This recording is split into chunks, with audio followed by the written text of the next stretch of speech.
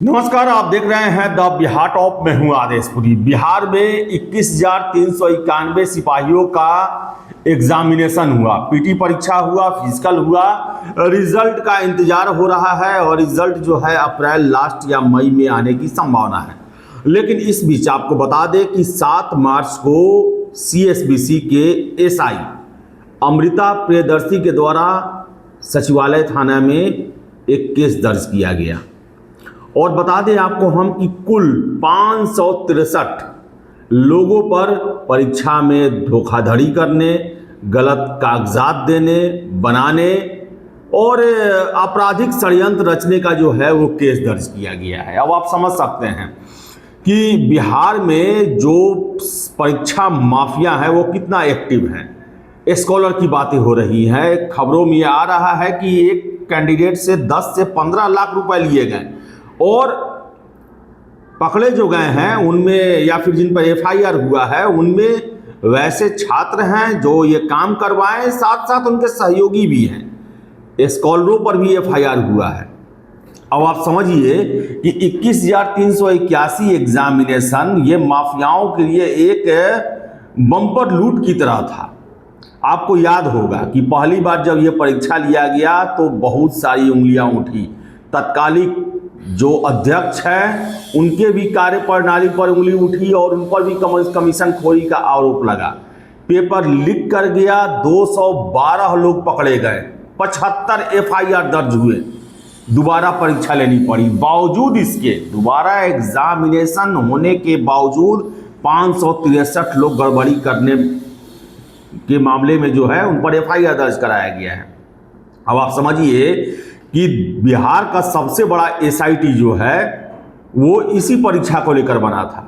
सबसे ज़्यादा लोग जो हैं वो इसी परीक्षा के दौरान पकड़े गए। बिहार के न जाने कितने जिलों में, लगभग 2 दर्जन जिलों में FIR दर्ज हुए। बावजूद इसके परीक्षा माफियाओं का हौसला जो है वो कमज़ोर होने का नाम नहीं ले रहा। और अब देखिए आप कैसे कैसे खेल किए गए। जो इसमें खबरें निकल के आ रही हैं उसके मुताबिक कई ऐसे आरोपी अभ्यर्थी हैं जिन्होंने 2 या 2 से अधिक बार सिपाही भर्ती की परीक्षा दी।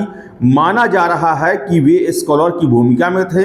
साथ ही साथ ऐसे आरोपी अभ्यर्थी हैं जिनके पते और पिता का नाम एक ही है।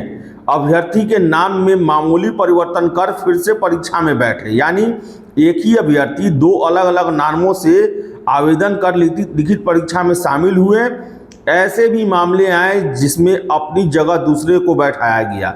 इन मामलों में उनका बायोमेट्रिक मिलान पूरी तरह से नहीं हो पाया। और आपको बता दें कि जो खबरें निकल के आ रही हैं कि सिपाही भर्ती परीक्षा पास कराने का ठेका 10 से 15 लाख रुपए में लिया गया। लिखित परीक्षा में बैठने वाले स्कॉलर को करीब 2 लाख रुपए दिए गए और इस मामले की जांच जो है वो चल रही है। तो आपको बता दें जितेंद्र कुमार, पिछले साल इन्हें CSBC का दारोमदार दिया गया और हमने उस समय भी आपको बताया था कि जितेंद्र कुमार जी ऐसे अफसर हैं जो कि इन माफियाओं पर नकेल ही नहीं लगाएंगे बल्कि जो परीक्षा में गड़बड़ी करने की कोशिश करेंगे उनको दंड भी अच्छा से मिलेगा। ये नहीं हुआ कि गर्दनी बाग में जो फिजिकल में पकड़े गए सिर्फ उन्हीं पर FIR हुआ या जेल भेजा गया, बल्कि बाद में भी जो डॉक्यूमेंट सत्यापन हो रहा है उसमें भी जो गड़बड़ी मिली हुई है, उसमें धोखाधड़ी किया गया है, उसको लेकर भी केस दर्ज कराया जा रहा है। और मैं दावे के साथ कह सकता हूं कि ADG जितेंद्र कुमार जी के द्वारा इन सभी छात्रों को आजीवन बैन भी किया जाएगा और मामले की जांच आगे भी चलते रहेगी, क्योंकि उनके बारे में पूरे पुलिस विभाग में ये विख्यात है कि कोई भी काम जो है वो बड़ा ही ईमानदारी से और उसको परिणाम तक पहुंचाने तक करते हैं। वो देख लें, सिपाही भर्ती का जब से उनके द्वारा जिम्मा लिया गया किसी भी तरह की गड़बड़ी की सूचना सामने नहीं आ पाई है और गड़बड़ी करने वाले पकड़े जा रहे हैं और उन पर कार्रवाई की जा रही है। और इतना आप विश्वास रखें कि इन लोगों पर कार्रवाई वो बहुत ज़बरदस्त करने वाले हैं जिससे वो आगे परीक्षा देने लायक नहीं रहेंगे। इसके साथ साथ बता दें बिहार में 19,838 सिपाहियों की भर्ती के लिए फॉर्म फिलअप हो रहा है और इस समय दलाल सेटर जो हैं वो पूरे एक्टिव होंगे तो जितने भी कैंडिडेट हैं मैं लगातार आपको अवेयर करते आया हूं कि इन दलाल सेटरों के चक्कर में नहीं पड़ना है। अंततः क्या होता है, ये आपसे पैसा लेकर निकल जाते हैं, फंसते हैं आप, पकड़े आप जाते हैं, FIR आप पर दर्ज होता है, जेल आपको जाना होता है, कलंकित आपका परिवार होता है।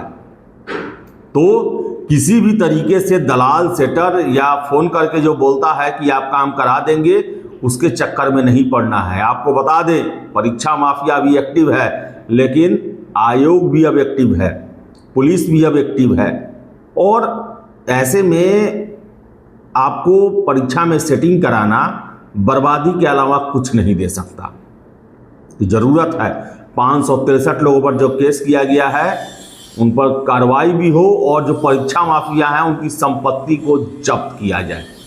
तो देखिए आगे क्या होता है। फिलहाल इस वीडियो में इतना ही। वीडियो पसंद आया लाइक शेयर करें, हमारे चैनल द बिहार टॉप को सब्सक्राइब जरूर कर लें। धन्यवाद।